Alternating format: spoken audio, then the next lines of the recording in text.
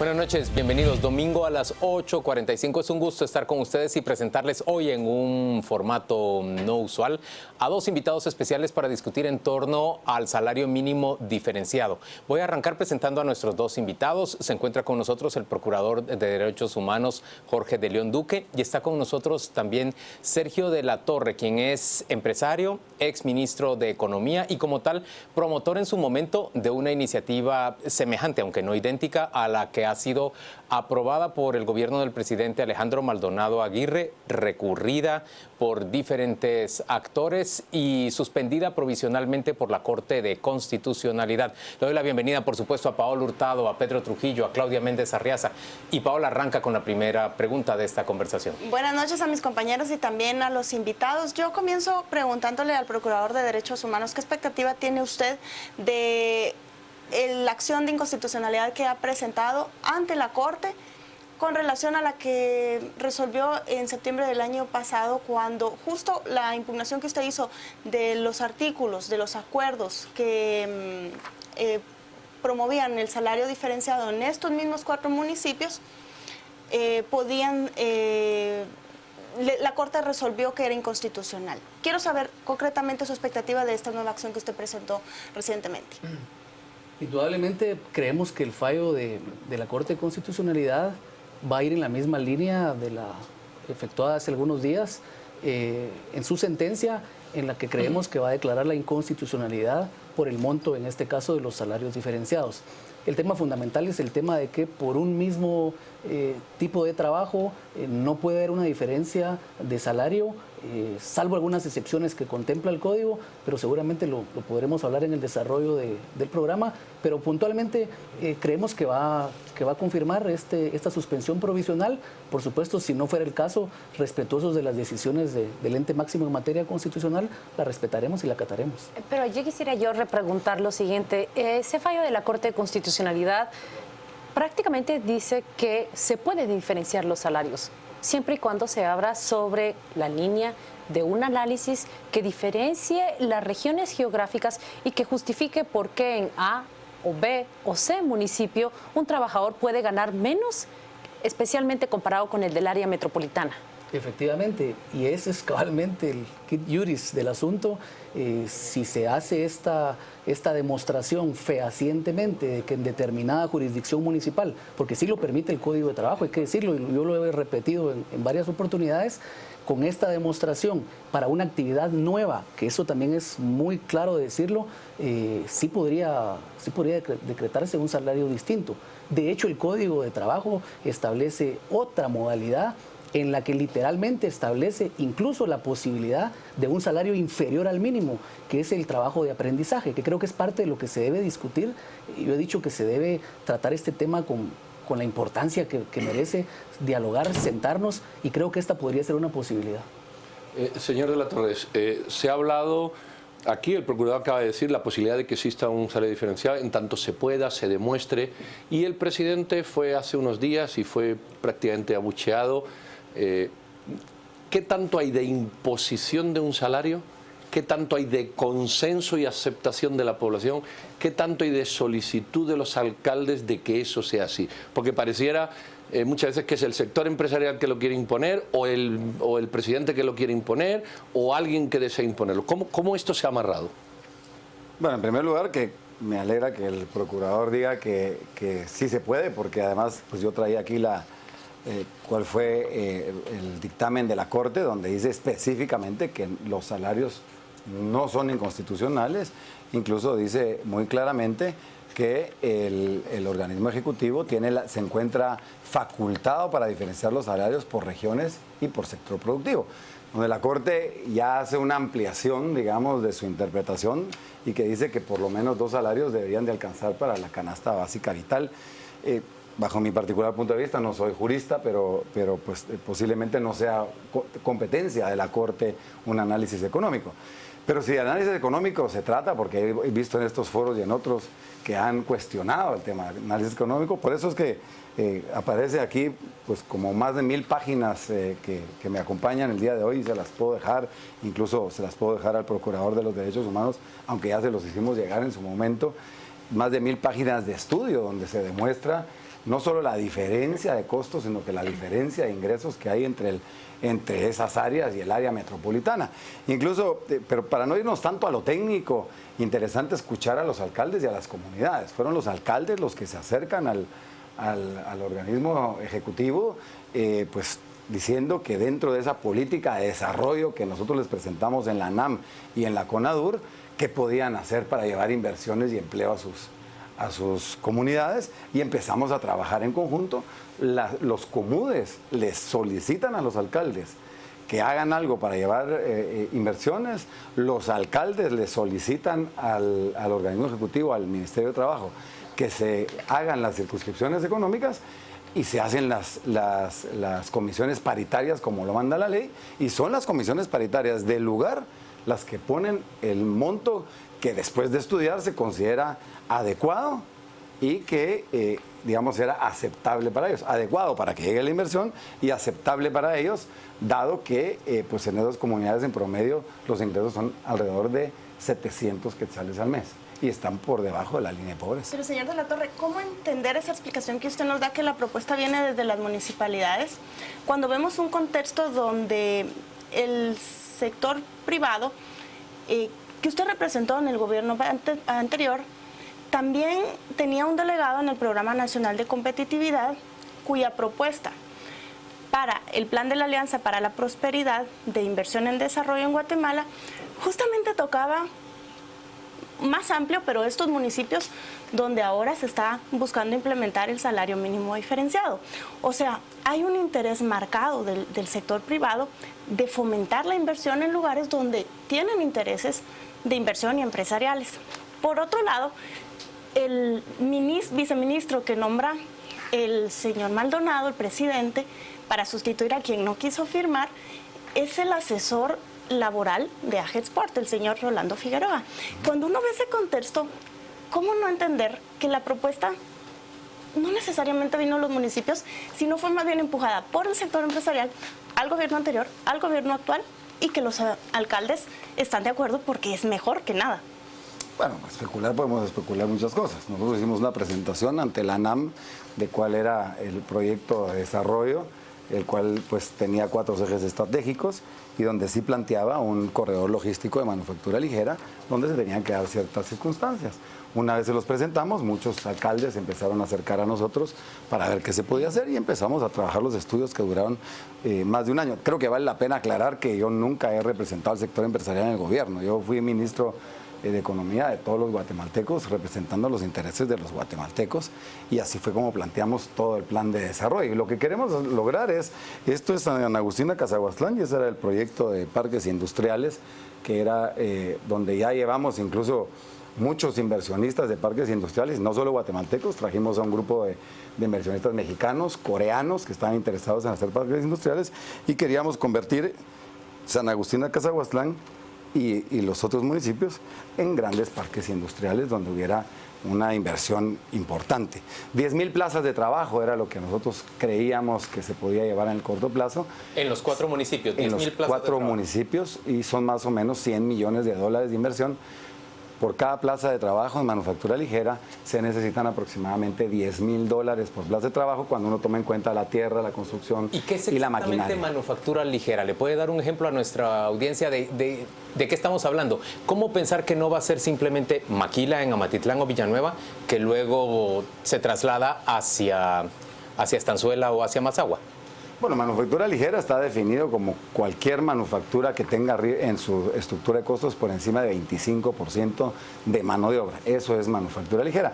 Pero para poner un ejemplo, y no solo ejemplo, le llevamos a las comunidades inversionistas interesados en ensamblaje de celulares y tablets, ensamblaje de bicicletas, ensamblaje de motos y por supuesto también vestuario y textil. Había algunas empresas que estaban interesados en mover, ahora que se terminó el TPS en Nicaragua, de mover inversiones de Nicaragua y de Haití hacia, digamos, estos sectores de Guatemala, que para ellos les sonaba muy interesante, y traer, en total calculábamos que en el corto plazo, 10,000 plazas de trabajo, que significan alrededor de 300 millones de quetzales en salarios para los guatemaltecos de esos 4 municipios, que a su vez se convierte en un multiplicador económico, 300 millones de quetzales, ¿verdad? Señores, déjeme preguntarle al Procurador de Derechos Humanos.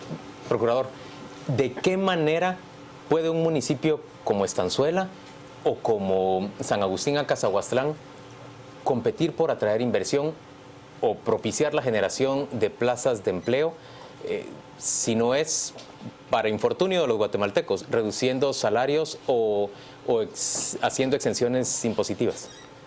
Bueno, en primer lugar, yo creo que el tema tiene dos aristas muy claras. Primero, el tema del cumplimiento de las leyes. Los tratados internacionales, las recomendaciones que hace Naciones Unidas, la propia Constitución, los principios generales del derecho al trabajo establecen claramente que el salario mínimo es salario mínimo, porque es una garantía personal, es una retribución personal, que por cierto yo con todo respeto no estoy de acuerdo con lo que establece la Corte, de que 2 salarios de un grupo familiar hacen el mínimo. El salario es una prestación personal y de hecho nace para satisfacer la necesidad del jefe de familia y de sus dependientes. Esa es la historia del salario. Entonces, no podemos con el pretexto de decir, van a estar mejor con esto que nada, es mejor un pan que morirse de hambre, sí, por supuesto, pero no podemos violentar el Estado de Derecho. Para algunas cosas somos muy celosos con el cumplimiento de las leyes, con el Estado de Derecho, y para otra pareciera que podemos estirarlas un poco. Aquí lo que creo que es importante es que, lo decía hace unos minutos, sí hay posibilidades porque la ley lo establece y creo que los mecanismos y la forma como se ha planteado no ha sido la más afortunada. Incluso la misma publicación el 31 de diciembre, que entre en vigencia el 1 de enero. ¿Qué propone usted entonces? Que haya una resolución o un comunicado del abogado del Estado diciendo que es inconstitucional, es la mejor muestra de que no se manejó de la mejor manera. Eso creo que no hay duda. Y la otra parte importante, creo que es bueno decirlo, que se ha ido educando a la población. Yo recuerdo que el primer intento había mucho más discusión y estaban como más parejos los bandos, digamos, quién estaba a favor y quién estaba en contra. Hoy la gente ha ido entendiendo cuáles son esos principios. Pero reitero, bueno, en primer lugar, no es al procurador al que le corresponde la propuesta de políticas públicas, a mí me corresponde la defensa de los derechos humanos y son quienes producen los encargados de hacer las propuestas. Creo que para atraer competitividad, y lo saben mucho mejor los empresarios que yo, obviamente, no es solo el tema de la mano de obra barata, no es solo castigar esa mano de obra, es certeza jurídica, es seguridad. Yo estoy seguro que empresas, viendo los niveles de inseguridad en este país y viendo la falta de certeza que generan algunas resoluciones, no va a ser quizás el entender que hay una mano de obra barata el mejor de sus argumentos. Entonces, en verdad creo que es un tema de nación. Coincido con el exministro en el sentido de que no debiéramos dejar que la Corte sea la que decida estas cuestiones. La Constitución y las leyes son consecuencia de acuerdos políticos. Pero usted está recurriendo ante la Corte. Sí, por supuesto. No, pero me refiero a que no se debe extralimitar. La Corte debe decir, ¿es constitucional o no es constitucional? Que es lo que yo le estoy preguntando. Pero por definir criterio económico. Exactamente. Que la Corte diga, 2 salarios, 2 familias, no le corresponde, decidámoslo nosotros. Creo que una propuesta importante, y lo decía hace poco, es establecer, si hubiese una industria, una empresa distinta, con algún producto o con cualquier producto que sea distinto a lo que ya existe, pensar en el tema del contrato de aprendizaje. La empresa viene y le dice a un trabajador, y está literalmente en el Código de Trabajo, se le puede pagar menos que el salario mínimo por un plazo fijo, se le capacita al trabajador y se le dice, dentro de 6 meses usted obtendrá su diploma y usted va a ser contratado ya con el salario mínimo. Creo que esa es una de las opciones que se puede utilizar, permite a la empresa pagar esa capacitación, pagar un salario mínimo que está establecido en la ley, y creo que esa es una de las oportunidades o de las posibilidades, entre otras, por supuesto. Esto no es de decidirlo en un programa o en 2 semanas o en un mes. Creo que nos debemos sentar, es un tema de Estado, y creo que entendiendo las necesidades del país, la situación de hambre y de miseria,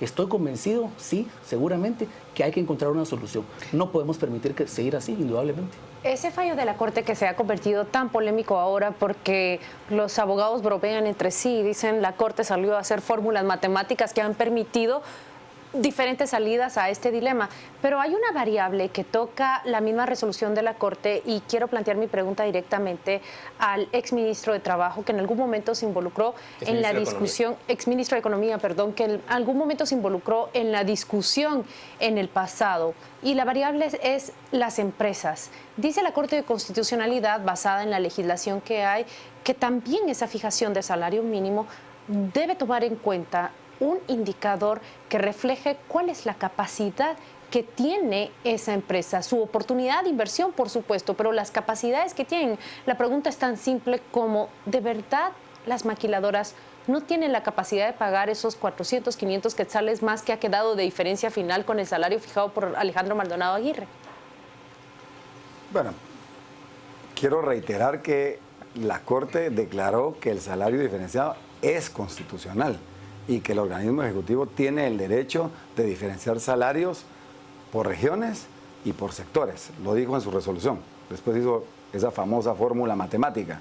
Entonces, estamos respetando y estamos respetuosos de la ley, como lo decía el señor procurador. Por eso no entiendo una nueva inconstitucionalidad cuando ya la Corte ya lo había declarado constitucional. Pero yo me quisiera ir a la realidad de las cosas. San Agustín a Cazahuastlán, para poner ejemplo, 54% de pobreza. Eso significa, según el INE, que 54% de los pobladores de ahí ganan menos de 850 quetzales al mes, que es la línea de pobreza. Y 13% pobreza extrema. Quiere decir que 13% de los trabajadores de ese lugar ganan menos de 620 quetzales al mes. ¿Qué vamos a esperar? ¿20 años a tener infraestructura, seguridad jurídica? No, esas personas necesitan el trabajo hoy. ¿Cuál es nuestra propuesta? O de los detractores, yo les pregunto, ¿cuál es su propuesta? Si es mejor que esta, yo me animo a que vayamos todos desde donde nos corresponda a pelear por ella. Pero no hay una propuesta sobre la mesa y esta es una propuesta viable, real, con inversionistas interesados, con más de 100 millones de dólares detrás y con más de 10,000 plazas de trabajo para que estas personas salgan inmediatamente de la pobreza. ¿Me permite repetir mi pregunta? Porque se enfoca en ese mismo fallo que usted dice autoriza los salarios diferenciados, pero también cita que para fijarlos se debe estudiar cuál es la posibilidad de esas empresas y crear una armonía entre la necesidad del empleado y la posibilidad del empleador. Le pregunto de nuevo, ¿de verdad las empresas maquileras no tienen capacidad de elevar esos salarios a los 500 o 600 quetzales que ha quedado de diferencia con el nuevo monto fijado por Alejandro Maldonado Aguirre? La prueba es que se van a Nicaragua, Haití, a Vietnam, a China, a la India, a Bangladesh, a pagar evidentemente lo que se puede pagar, porque recordemos que la ropa es un commodity, somos tomadores de precios a nivel mundial. Es el comprador americano en este caso que nos dice, mire, por esta blusa nosotros vamos a pagar $4. Si usted vea cómo se las arregla, usted no me lo puede dar porque sus salarios son muy altos, lo pongo en Nicaragua, en Bangladesh o en Vietnam. O sea, eso es el mercado. Nos gustará más, nos gustará menos. Entonces la prueba es que se fueron. Guatemala había 140,000 plazas de trabajo en ese sector y ahora hay 69, si no mal recuerdo, 69,000. Quiere decir que 70,000 se fueron a Nicaragua, Haití, a Vietnam. O sea, ya se fueron. Más prueba de que evidentemente no lo pueden pagar porque los precios internacionales los presionan, es que se van a esos lugares. Entonces uno dice, para que se vayan a Nicaragua, si se nos fueron 70,000 plazas a Nicaragua, yo lo que quiero es que se vayan a San Agustín, a Mazagua, a Guastatoya, y que se crean, ojalá esas 70,000 plazas de trabajo, porque serían 700 millones de dólares de inversión. Que se vayan 10,000 plazas de trabajo. Son 10,000 familias que sacaríamos inmediatamente de la pobreza. Porque con los programas sociales, con la educación, con la infraestructura, con la seguridad jurídica, los vamos a sacar de la pobreza, posiblemente dentro de 20 años. Le podemos decir a ese padre de familia, traigámoslo aquí, pregúntele usted, señor procurador, no sé si usted tuvo la oportunidad de hablar con los alcaldes, no sé si los conoce, si sabe cómo se llaman, si ya fue a esos cuatro municipios a preguntarle a la gente si quieren el derecho al trabajo. A ese trabajo. Nosotros sí fuimos. Por lo menos 20 veces a cada una de las comunidades. Yo personalmente, más los analistas. Y se los preguntamos. Y ellos hicieron sus comisiones paritarias. Y ellos fueron los que dijeron 1,250 quetzales más bonificación, 1,500. Para nosotros nos resuelve nuestro problema. Y por favor que vengan esas empresas. Déjenme tirar una pregunta encima de la mesa. Tenemos ya en el país 3 salarios. Agrícola, no agrícola y maquila, que son diferenciados. ¿Por qué centrarnos tan agudamente en un nuevo salario diferenciado si llevamos por años aceptando sin discutir que esos otros salarios diferenciados sí son posibles? Y el argumento es el mismo. ¿O hay algo de finura que se nos escapa? La realidad es, y en lo que decía Sergio, por supuesto, yo lo he dicho, ese argumento no me parece válido. Vamos a cualquier comunidad conozco a algunos de los alcaldes, y no precisamente por sus buenas actitudes, sino por algunas denuncias que tienen en la institución del procurador por malos manejos, y que hoy, por cierto, pareciera que están ausentes, porque esa bienvenida que le dieron al presidente de la República no demuestra aquel apoyo irrestricto por el tema de los salarios. El problema es que, primero, y lo vuelvo a reiterar, para una misma actividad, la ley prohíbe que haya un salario distinto. Diferenciados sí, pero para diferentes actividades. Por eso es que la ley es clara y establece para trabajos agrícolas, para trabajos no agrícolas. Pero para una misma actividad no lo permite la ley. ¿Y la manufactura liviana no se diferencia de la maquila y de los trabajos agrícolas y de los trabajos Yo creo que es urbana? parte de lo que se debiera demostrar, y como decía Sergio hace unos minutos, que las empresas, que la capacidad, que los estudios, sería interesantísimo conocer a las empresas y quiénes son, en dónde están, por qué dicen un poco lo que decía Claudia, por qué no pueden pagar esos 400 quetzales de más, pero saber quiénes son, qué van a venir a instalar, si van a venir a hacer algo novedoso al país, si van a capacitar a la gente. Pero reitero, estoy convencido que la manera en que se ha manejado ha sido muy mala, y la mejor muestra es que en nuestras auxiliaturas departamentales la preocupación de la gente es que se les va a bajar el salario, y reitero, la mejor muestra es la bienvenida que le dieron al presidente. No ha sido bien manejado, y reitero, si la actividad es la misma, es inconstitucional bajar los salarios porque se viola el principio de la igualdad, y habría que ver con el tema de los mismos patronos, pues, los que tengan algunas empresas. ¿Será justo para una empresa que tenga determinada manufactura y va a pagar el salario mínimo y en otra zona va a pagar mucho menos? Habría que hacerse esa pregunta. Usted tocaba un tema que se desprende de la resolución de la Corte, que habla de un promedio por familia de vengado, que también he escuchado de parte de otras personas que ven con preocupación esto, que podría sentarse ser un precedente para la nueva resolución de la Corte, que terminaría revocando el amparo provisional que dio esta semana. En concreto, lo que preocupa es que con la resolución de septiembre se pueda interpretar que dos personas que trabajan bajo ese régimen fijado, si suman lo mínimo para cubrir el costo de vida y sus gastos básicos, entonces no es inconstitucional. ¿Cómo ve usted esa posibilidad de que en una nueva resolución sea ese el argumento que permita revocar la suspensión? Con muchísima preocupación, porque yo lo decía, el salario es una prestación individual, no es la sumatoria de los salarios. ¿Y qué sucede con el aproximadamente 25% de hogares comandados por madres solteras, por ejemplo? ¿Qué hacemos? No aplica ahí la sumatoria. Pero reitero, eso es parte de la preocupación de las resoluciones de la Corte. Y un poco se me quedaba en el tintero lo que se decía con antelación. Si le preguntamos a una persona, yo lo dije el otro día en una radio, hay gente que seguramente, dadas las condiciones de miseria y de pobreza, le ofrecen trabajo a cambio de comida. Les aseguro que lo aceptan. Pero eso no lo hace ni justo ni lo hace legal. Así que esa comparación me parece que no es la más afortunada. Pero solo para redondear, ¿podría ser un precedente que vaya camino a que el salario mínimo sea reducido en general porque se puede promediar el ingreso familiar? Si la Corte hizo esa comparación en uno de sus considerandos, pudiera ser que cambiara y que dijera, se establece que la sumatoria de estos dos salarios, de hecho por eso es el aumento en esos 400 quetzales, para que la sumatoria alcance a esa canasta. Sí, sería preocupante por el precedente que se estaría sentando, y ojalá que esa no sea la resolución de la Corte. Sergio, la cuestión de fondo ¿es pertinente el salario mínimo legal que está establecido en Guatemala? Hablo del salario general. Integral. ¿Es pertinente cuando uno se compara con México, con El Salvador, con Honduras, con Nicaragua? ¿Es mucho más alto o más bajo el salario mínimo guatemalteco en comparación con nuestros vecinos y por tanto nos hace más o menos competitivos? Bueno, es como 30% más alto que el de México, por ejemplo. El guatemalteco. El guatemalteco. Y es el más alto de la región. De toda Centroamérica, incluyendo Haití, República Dominicana y México. Pero vuelvo a repetir, lo importante es conocer las necesidades de esos lugares. Me voy a ir otra vez a lo humano, porque creo que es lo más importante. Perdón, es más alto el guatemalteco, pero el salario mínimo guatemalteco, ¿es más productivo el trabajador guatemalteco en comparación con los países de los...? Es un poco difícil generalizar la productividad, habría que verlo por industria y habría que ver las condiciones tecnológicas que tiene cada una de las empresas. Es un poco difícil, pero sí, es más alto, contestando a tu pregunta.